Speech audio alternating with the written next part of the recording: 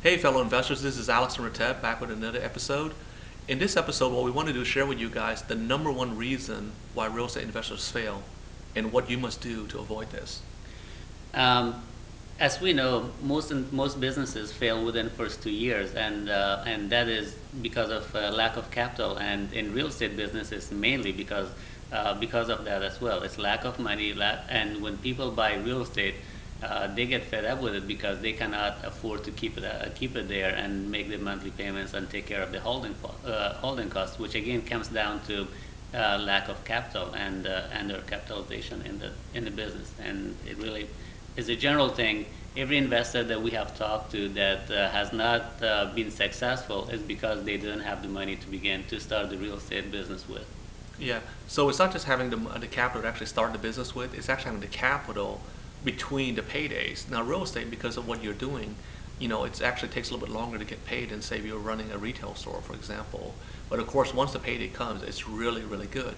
So really the key is actually figure out how to actually stay liquid between each of the paydays. And there's several ways you can do that. One, of course, is as we talked about earlier, is you can actually business lines of credit. And these are, again, lines of credit that's not tied to you personally. It's actually tied to your corporation.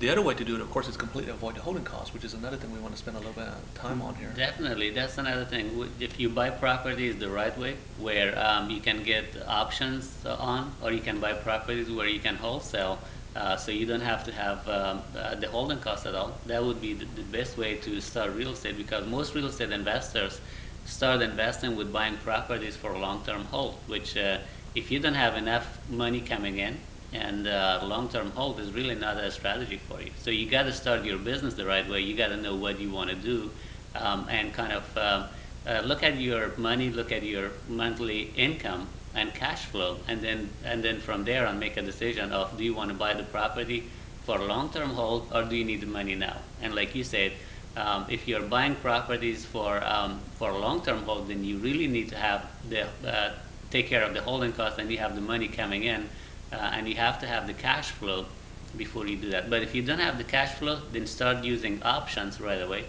which can bring you lots of money and quickly.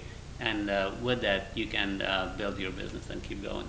Right. So again, just in wrapping up, the two things that the number one reason why investors fail is lack of cash flow, and there's two major ways of addressing that. One is you open up a corporation, get business lines of credit that will give you some operating capital, and the other way to do is when you do a deal is completely avoid the holding costs by using options or wholesaling.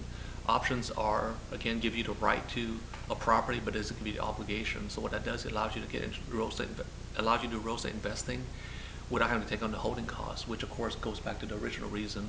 As soon as you take on holding costs, what you do is you're really squeezing your cash flow, and that's really where a lot of real estate investors fail, is they don't take into account the monthly holding costs. And Definitely. options is one way to do it. Of course, the other way, a popular way to do it is wholesaling as well. So again, this is Alex and Rateb from the Go Coaching Club, and it's been a pleasure, you guys, and we really appreciate you joining us. And until we talk again, see you.